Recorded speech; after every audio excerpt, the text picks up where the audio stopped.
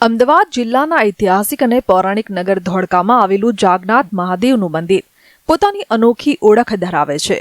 પરપોટિયા મહાદેવ તરીકે ઓળખાતા આ પ્રાચીન શિવાલયનો સંબંધ મહાભારત કાળ સાથે જોડાયેલો હોવાનું માનવામાં આવે છે।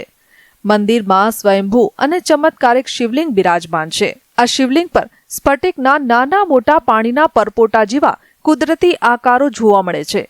આ જ વિશેષતાઓને કારણે ભક્તો તેને પ્રેમથી પરપોટિયા મહાદેવ તરીકે ઓળખે છે। સ્થાનિક માન્યતા મુજબ શિવલિંગ પર રહેલા આ પરપોટાની ગણતરી કરવી અશક્ય છે। એટલું જ નહીં, પૂનમ અને અમાસની તિથિ અનુસાર શિવલિંગના રંગ અને કળામાં પણ પરિવર્તન થતું હોવાની શ્રદ્ધાળુઓમાં માન્યતા છે।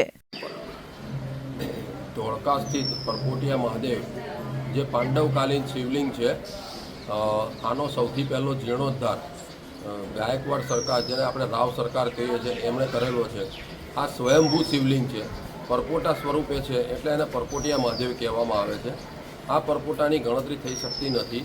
એની અંદર આવેલું એક લિંગ, જેની અંદર ચંદ્રના દર્શન થાય છે। આ ચંદ્ર દર્શન પૂનમથી અમાસ, અમાસથી પૂનમ, ચંદ્રનું તેજ જેમ વધઘટ થાય છે એવી રીતે તેજ વધઘટ થાય છે।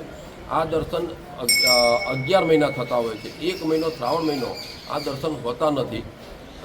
સ્વયંભૂ શિવલિંગ છે। પોટા સ્વરૂપે શિવલિંગ ઉત્પન્ન થયા છે અને તેમને હું જળાશય અભિષેક કરીને હું અત્યારે ધન્યતા અનુભવું છું અને બહુ સરસ રીતે અહીંયા આગળ પાંડવ કાળથી આ શિવલિંગ ઉત્પન્ન થયેલ છે અને અમે અહીંયા દર્શન કરીને બહુ ધન્યતા અનુભવ્યા છે અને અહીંયા આવવાથી તમારી મનોકામના પણ સરસ રીતે પૂર્ણ થાય છે।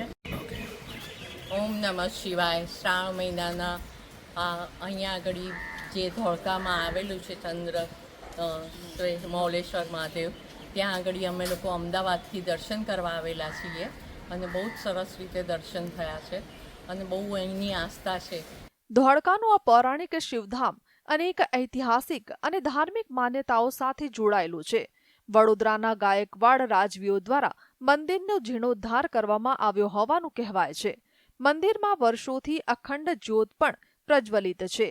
ભક્તો માટે આ સ્થાન માત્ર મંદિર નહીં, પરંતુ શ્રદ્ધા, આસ્થા અને આધ્યાત્મિક અનુભૂતિનું પવિત્ર ધામ છે। આજે પણ નાગનાથ મહાદેવના સાનિધ્યમાં હર હર મહાદેવના નાદ ગુંજી રહ્યા છે અને શ્રદ્ધાળુઓ પરપોટિયા મહાદેવના આ દિવ્ય સ્વરૂપના દર્શન કરી ધન્યતા અનુભવી રહ્યા છે।